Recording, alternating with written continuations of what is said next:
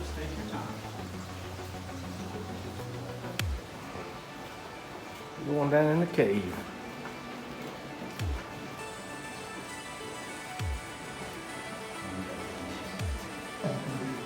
It's a mine shaft. I know it's got water in the floor. The walls are just, we're definitely in a cave now.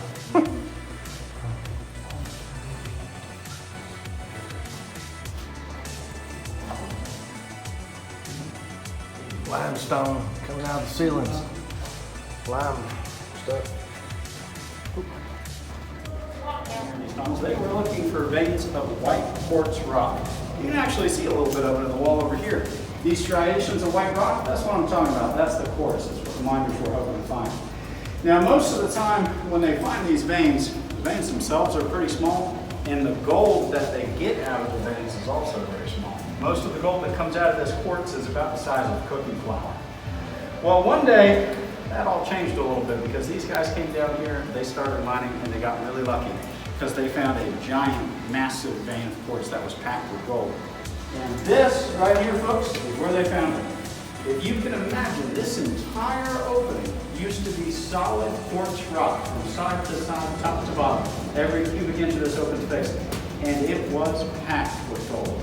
During the time they spent mining this vein, the company managed to produce 8,600 ounces of gold, today valued at around $10.6 million. Which that might lead you to believe that these guys all got rich and retired on a beach somewhere. But unfortunately, that was not the case because after they mined this big deposit and they got all that gold, they started tunneling deeper under the mountain, hoping and expecting that they would encounter more like this. Well, they never did.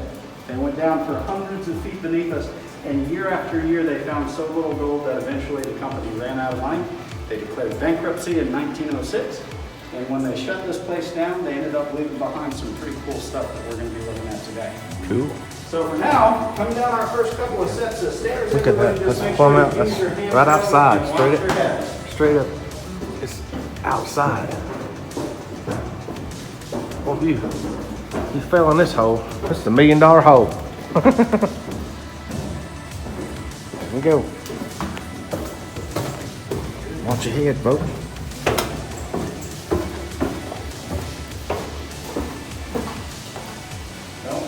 Most of the dynamite boxes are empty. Most of them. Of course. There's gold in them there hills.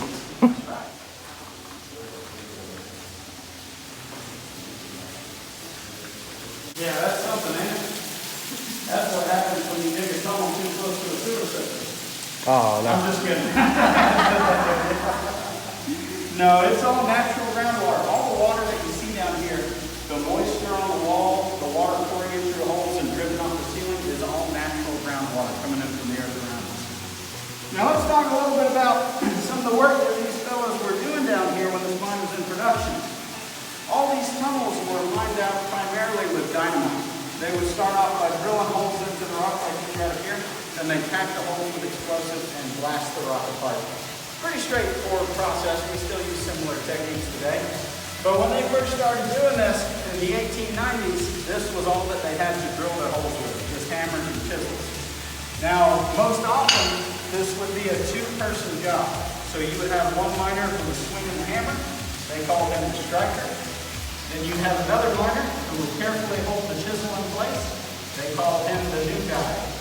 And what they do is they take the hammer and they hit the chisel, just like that.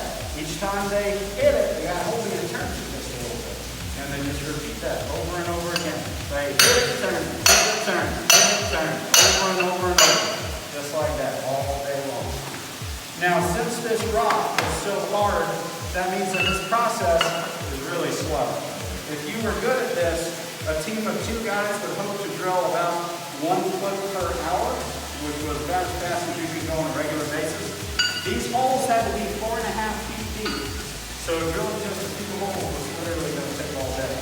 But eventually they started using machinery to do this, and we'll see some of that here in a minute. Right now we're going to hear those diesel engines coming to our left.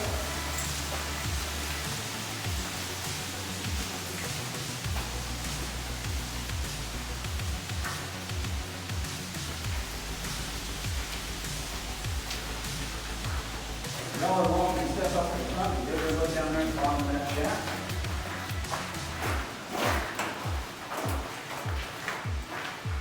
Whoever wants to go first, I'll help you climb down. No, these tunnels, they go down for a pretty long ways. What we're walking through currently is actually the top level of this mine. Deep down beneath us, there are additional levels going down for hundreds of feet. Most larger mines like this one, we're starting to use machinery to pull the carts like underground trams and things like that.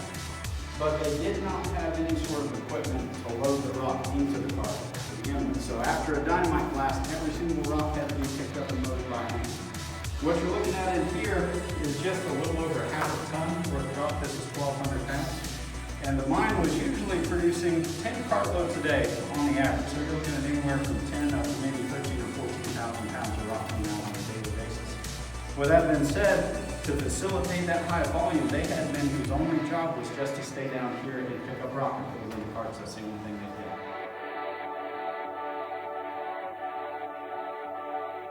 Okay with it, because I'd like to crank her up and give you a demonstration.